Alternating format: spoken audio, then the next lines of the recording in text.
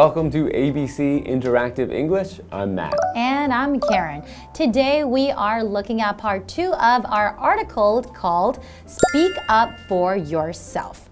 Now in part 1 we talked about how important it is to speak up for yourself, right? And just want to share a little experience. You know, when I was little, I was really scared and shy to speak up for myself. So if someone has mistreated me or treated me in the wrong way, I would just stay quiet and not say anything, probably go home and cry to my dad. Oh no. So I remember this one time, a teacher yelled at me for no reason. And so I was really sad, and I didn't tell the teacher how I felt. I didn't speak up for myself. I just went home and cried to my dad. But he went to the principal and the teacher to talk to them for me. But looking back, I think it's important if at that time I spoke up for myself, maybe I could have explained what I was doing, right? So I guess you had your father to speak up for you, so you didn't feel that you needed to speak up for yourself. And that's why we learned in part 1 that speaking up for yourself is a part of growing up. You're right. I felt really little. I felt like I was a kid. Maybe my opinions didn't matter, so I was afraid to speak. But no matter how old you are, I think it's always important to speak up for yourself because you have to teach other people how you want to be treated. That's right. So it's important to speak up for yourself.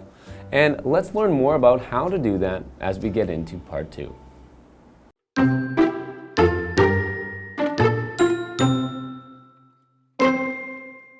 Speaking up for yourself can be difficult, but it gets easier with practice.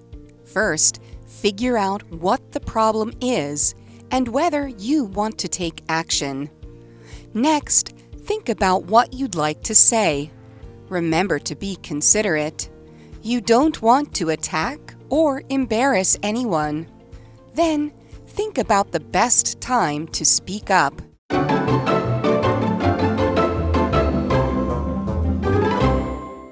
So we're looking at part 2 of our article, and it's called Speak Up for Yourself. And it's definitely an important lesson to learn.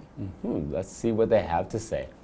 Speaking up for yourself can be difficult, but it gets easier with practice. First, figure out what the problem is and whether you want to take action. Okay, that's pretty helpful. So first you need to figure out what the problem is. So to figure out means to find out or better understand through looking closely at something.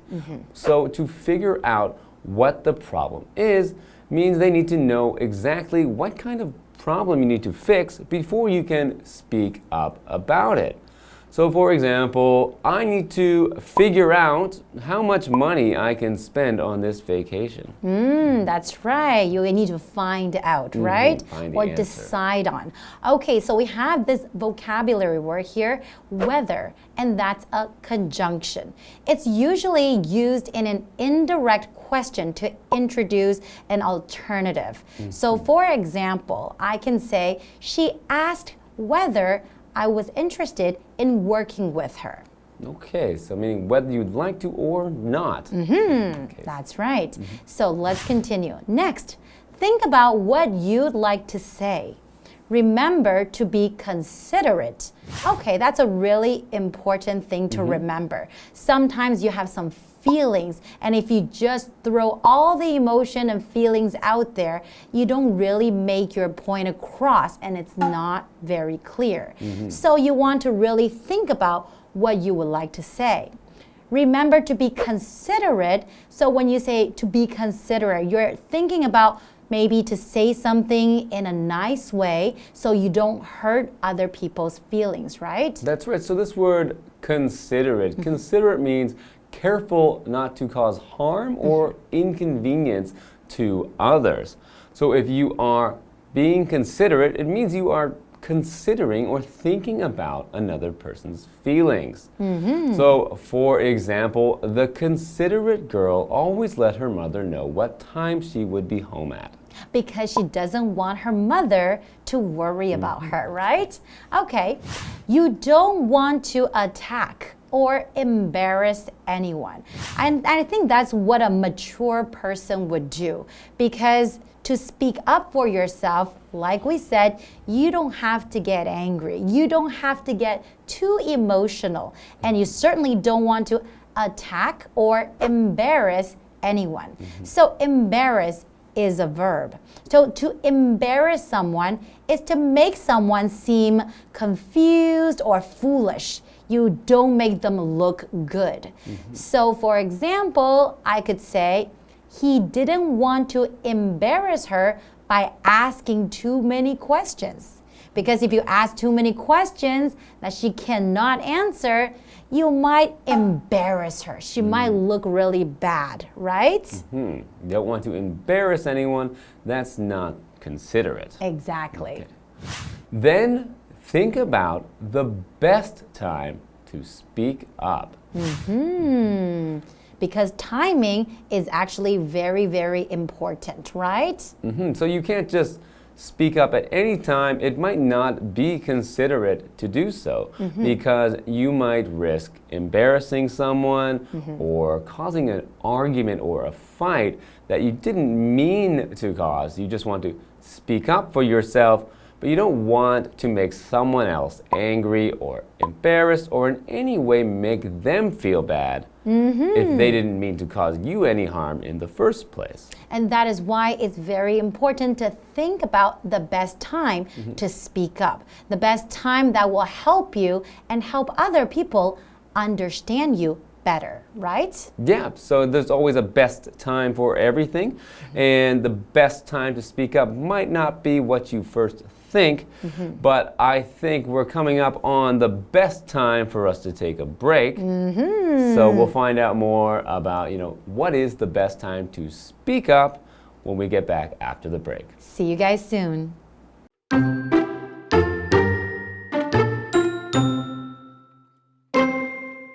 It isn't always wise to cut in right away in public. Sometimes it's better to speak up later in private. No matter what, speaking up for yourself is important and will change your life.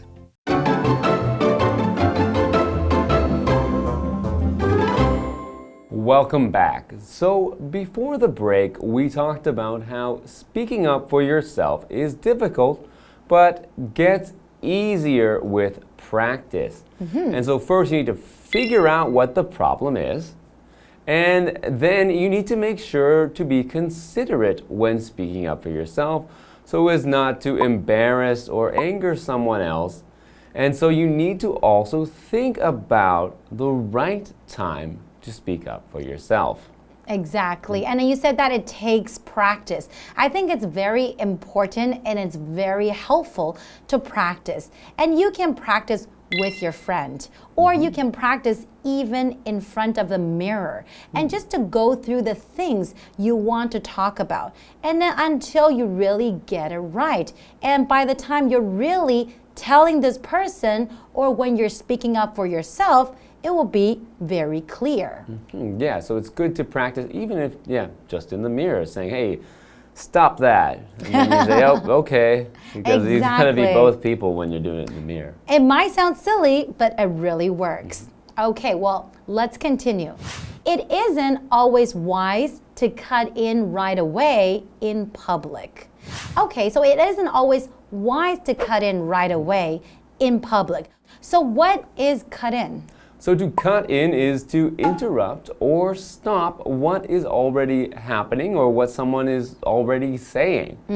So you might want to cut in or interrupt and stop someone from saying something bad if they are doing something that you feel you need to speak up for yourself against. So you need to stop them or interrupt them to let them know. But the article says sometimes it's better to speak up later in private because like we said, we do not want to embarrass anyone, right? We want to be considerate. So it's not always wise to cut in. So wise is an adjective. So wise basically just means that the wisdom that you have, the knowledge you have, throughout your life experiences, you learn how to deal with different problems and different difficulties because from all the things that you have gone through. So wise is different from being smart. Smart is more like you learn your knowledge from books or from your teacher, the classes, but being wise is basically learning lessons from your life experiences. That's right. So you don't usually have a wise young person. You don't often have that. You might even say someone's very wise for their age if they're young and have wisdom, but we often talk about a wise older person. Exactly, because they have gone through a lot in their lifetime. Now we have in public. It's not always wise to cut in public, right? So in public, that just means in front of everyone. There are people around you and everything is open to everyone. So that's called in public. Now, you don't want to cut in public because everyone will hear you. Everyone will see what you're saying. So it might embarrass the person you are talking to. So it might be better to do it later in private. So in private is just the opposite of in public, and in private means away from other people. That's right. So if you need to tell someone in private, that usually means just two people talking by themselves where no one else can hear what they are saying. Exactly. And if you talk to that person in private, they probably won't feel embarrassed. That's right.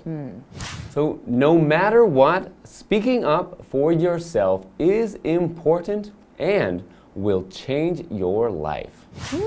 I certainly agree with that. Because if you learn to speak up for yourself, you don't have to feel sad or upset over a lot of things, right? Because you just need to use your words to solve your problems. Yeah, so it's important for everyone to speak up for themselves. And I hope after hearing this article, you'll be ready to go speak up for yourself out there in the real world. That's right. And if it's really hard in the beginning, don't forget to practice, practice, and practice. This will certainly help you. Okay, this is all the time we have for today, and we'll see you guys next time. Bye-bye. Speaking up for yourself can be difficult, but it gets easier with practice. First, figure out what the problem is and whether you want to take action. Next, think about what you'd like to say. Remember to be considerate. You don't want to attack or embarrass anyone. Then, think about the best time to speak up.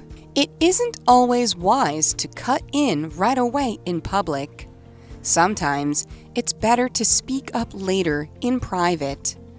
No matter what, speaking up for yourself is important and will change your life.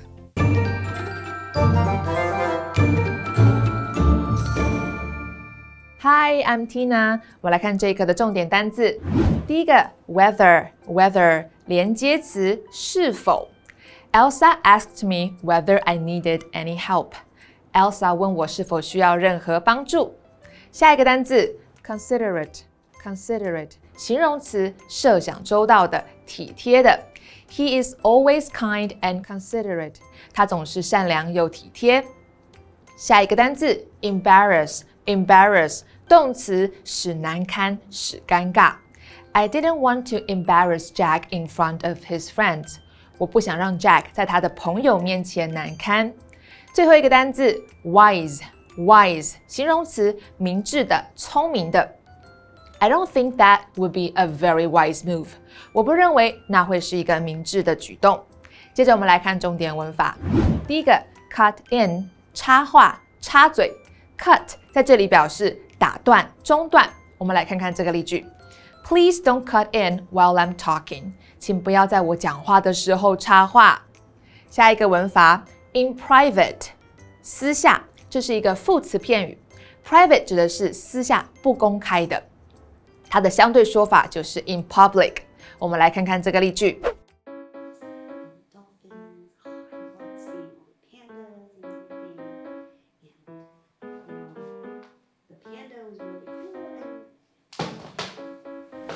What are you doing? I have a toenail that's bothering me.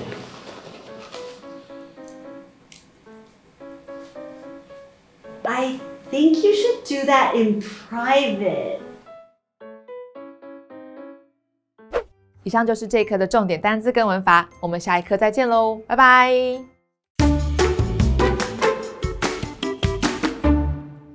Today, we are taking a look at the Chiayi Sawmill. So you might be wondering, what's a sawmill? Well, we know what a saw is, right? It's used to cut things. In this case, they are cutting wood. And we know that wood is a very important thing in Chiayi. And a mill is a place where we process something using machinery. So in this case, we are processing wood. But Chiayi is not an active sawmill anymore. It's more like a museum. So let's take a look. Chiayi was an important place for forestry. During the Japanese-ruled period, the Japanese found that Alishan was rich in forest resources. They started to develop forestry then. The Chiayi Sawmill was built in 1914. This sawmill was used for storing the wood from Alishan and processing wood into timber. It had the best machines to handle the process. However, in the 1960s, the authorities stopped logging. As time went by, fewer and fewer people knew about logging in Chiayi. In order to bring the memory back, the Chiayi Sawmill was rebuilt. Now, the Chiayi Sawmill has become an attraction. It shows a lot of beautiful wood sculptures. And people now know how the Chiayi Sawmill worked in the past. The Chiayi Sawmill no longer produces timber, but its great history is kept well.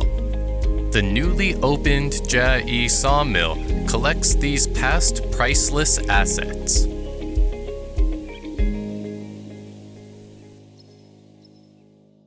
So historically, we know the importance of wood in Chiayi. And coming from the Alishan forest, wood plays a huge part in the history of Chiayi.